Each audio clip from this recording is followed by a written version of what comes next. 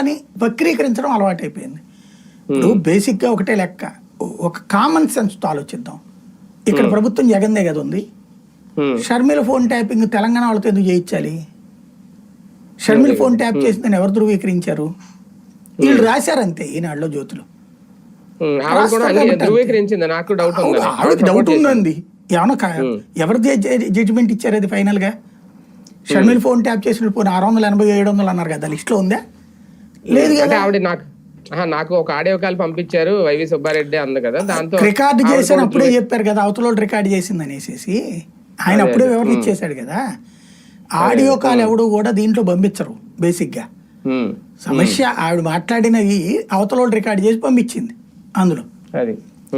ఆవిడ దాంతో అట్లాగే నడుస్తుంది వ్యవస్థ. ఆవిడకి అసలు ఏది క్లారిటీ ఉండదు, ప్లస్ ఒక ఈగోయిస్టిక్ యాటిట్యూడ్ తను. కాబట్టి ఆవిడ అంతంటే ఒక అర్థం ఉంది.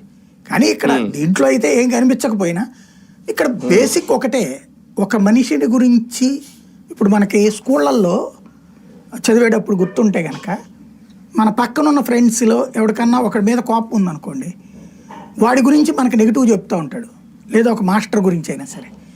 మనం సొంతగా ఆలోచించాం ఆ టైంలో. మనదేంటంటే జెనెటికల్గా ఉండే బ్రెయిన్స్ని బట్టి ఉంటుంది. కొంతమంది ఇండివిజువల్గా ఆలోచిస్తారు.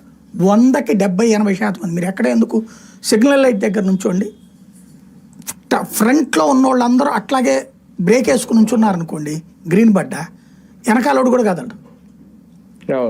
అదే అక్కడ సిగ్నల్ గ్రీన్ పడకపోయినా రెడ్లో ఉన్న ఒకటి వెళ్ళిపోయాడు అనుకోండి, ఆ వెనకాల 10 వెహికల్స్ గ్యారంటీ వెళ్ళిపోతాయి. గబక్కనే ఉన్నా